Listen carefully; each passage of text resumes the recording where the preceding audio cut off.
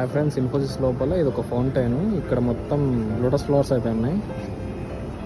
Photoshoot బాగా చేసుకోవచ్చు ఇక్కడ, చాలా బాగుంటుంది.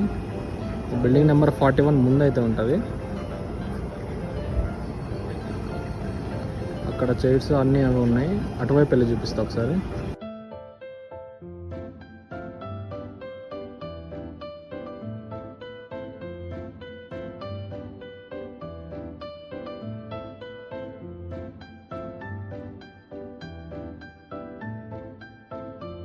లోటస్ కాదు, ఇంకేదో పువ్వు, లోటస్ అనుకున్నాం మేము. పప్పులో కాలేసాము.